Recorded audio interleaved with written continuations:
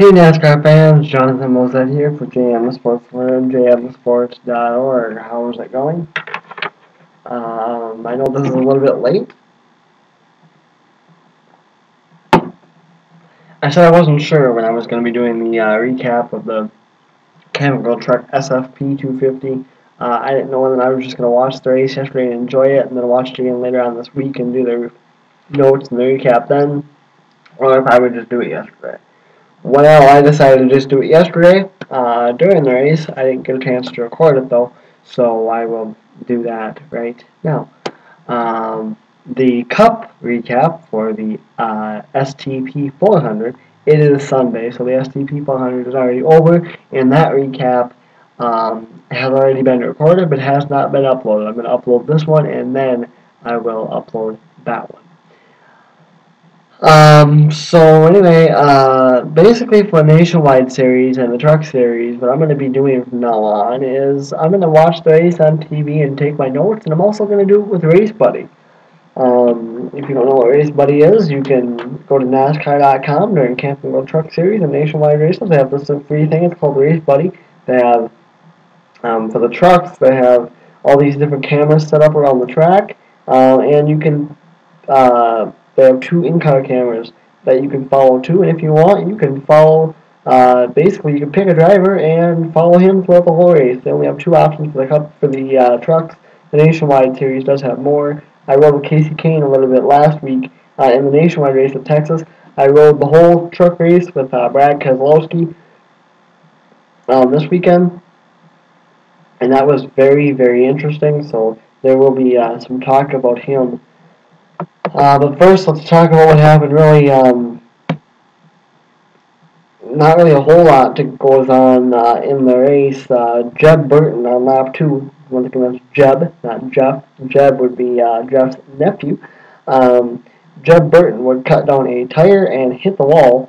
Lap 36, we had a caution for debris. On lap 42, a big wreck started when Paulie Haraka and Ron Hornaday were making a little bit of contact. Hornaday would do an amazing job saving his machine. Haraka would not. The field would pretty much stack up behind him. I'm sorry, actually, they how did that happen? Haraka actually got loose and up into Hornaday. Hornaday did a good job saving it. Haraka couldn't. The field got stacked up. David Starr, Russ Duggar, and Brendan Newberry all got involved in that.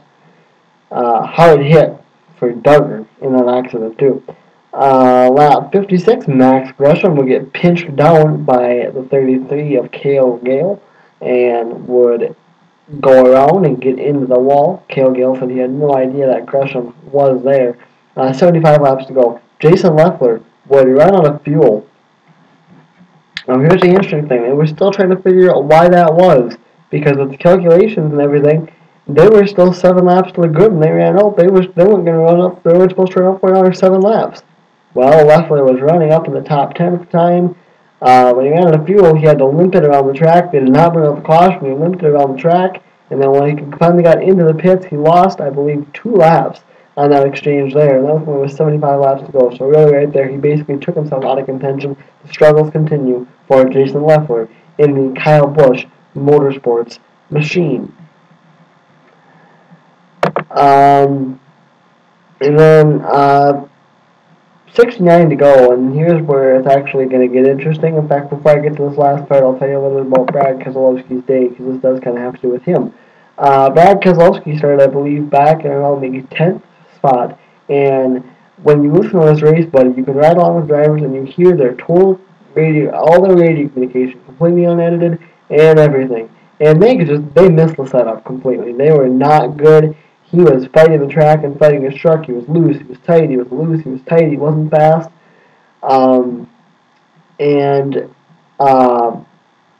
That's basically, he basically ran between 15th and 10th for most of the race.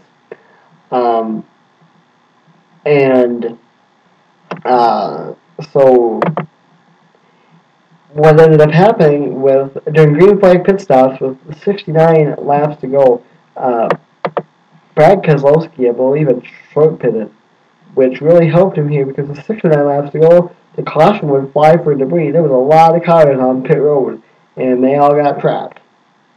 And a lot of trucks on pit road, they all got trapped. They all took the wave around. Well, when they all took the wave around, that left Brad Keselowski to start second. Once his car got out in clean air, the green flag flew. Once his truck got out in clean air, he came on the radio and he goes, "This is the best it's been all day." Obviously, when you get out in clean air with a race vehicle, it's going to be the best it's been, but he really had taken off.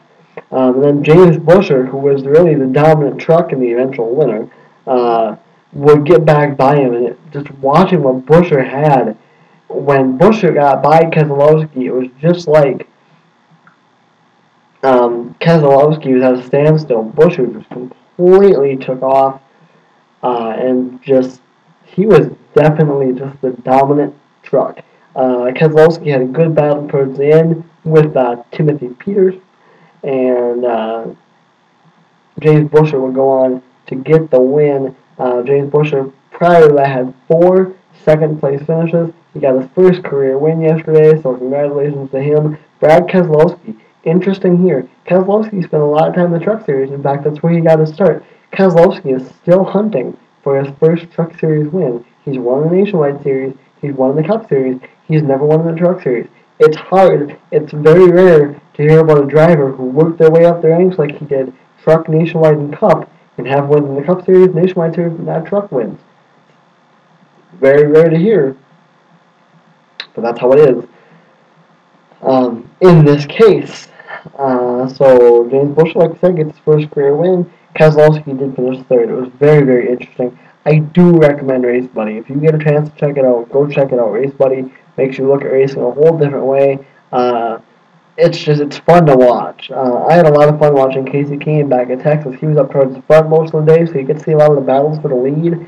It's fun to hear it from inside the car the whole time because I don't know, maybe it's just because I'm a racing nerd, but I find it very, very interesting. So once again, for Nationwide Series and Truck Series races, once they start, just go to NASCAR.com and it will say something about RaceBuddy. Just click on that and it will take you from there. So be sure to check that out. It's really a tremendous way to watch racing if you are a die-hard racing fan. Let's take a look at how the SFP 250 wrapped up from 36th to 1st. Jeb Burton finished 36th. Like I said, he had that issue in the beginning where he hit the wall with the tire.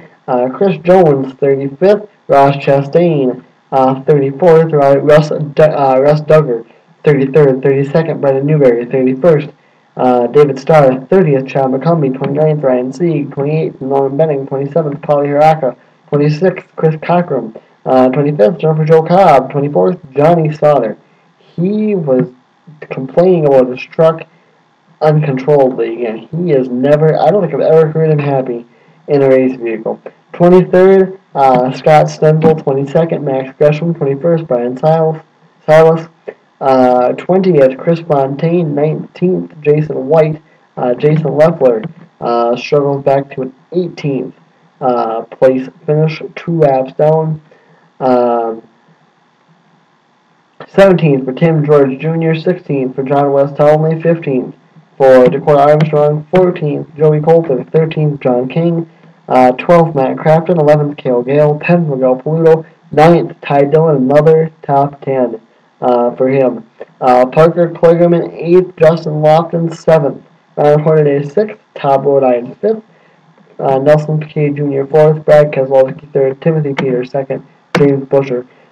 Like we said, getting the win. Let's take a look now at the standings and how they look. These are still unofficial.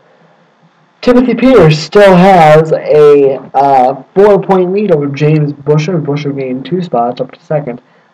Timothy Peters, 4 top 5s and 4 starts. Buescher has 3 top 5s and 3 top 10s.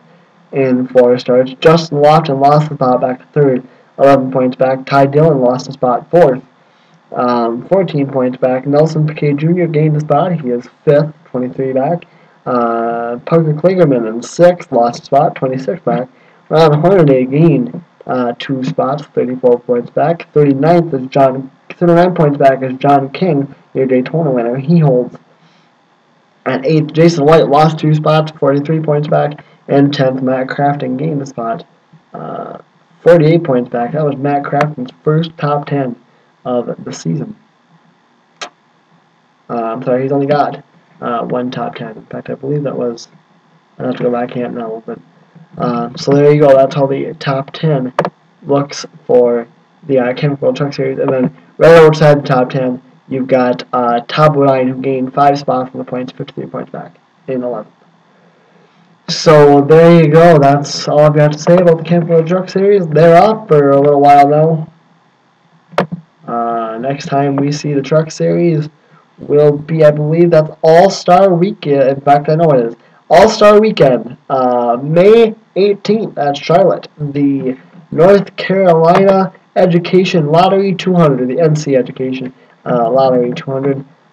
Kyle Busch won it last year, so we will see who can win it this year. Once again, that is May 18th. So for you truck fans, I'll see you guys then. For you rest of you NASCAR fans, I'll see you guys next week for Richmond action. Go check out the Cup recap. I am Jonathan Moser of the STP 400.